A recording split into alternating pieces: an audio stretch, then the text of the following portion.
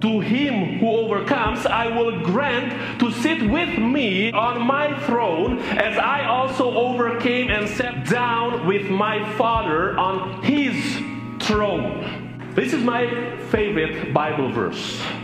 I learned it when I was a teenager. In the church of my childhood, it was kind of mandatory to know Bible verses by heart.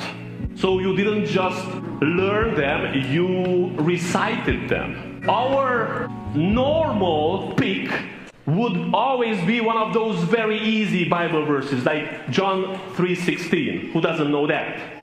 For God so loved the world, and you know the rest of it. Or Revelation 3:20. Behold, I stand at the door and knock. You know the rest of it. Or the shortest Bible verse of all, my favorite. Jesus wept. The problem was, however, that somebody else would always snatch away my Bible verse. Right before you get to say it, the person before you says it.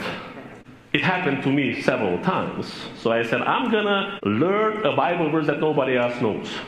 And it has to be complicated enough that they would not care memorizing it. I already knew Revelation 3:20, behold, I stand at the door and knock. So I said, let me take another one from the book of Revelation. So I opened my Bible right there. It was highlighted in my Bible. So I continued reading Revelation 3:21. To him who overcomes, I will grant to sit with me on my throne, just as I overcame and sat with my Father on his throne. Okay, that's complicated enough, so I learned it. But life goes on. I went to school. I became a preacher, a minister. And you would think one of my first sermons must have been from this Bible verse, right? No. I kind of forgot about it. Until one day, when I was going through an existential crisis. And in the darkness of my distress, of my discouragement, of my despair, that one Bible verse that I had memorized more than 10 years before stood out to me and stood up to me, creating a crossroad for my life.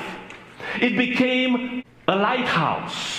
To him who overcomes, I will grant to sit with me on my throne, as I also overcame and sat down with my Father on his throne.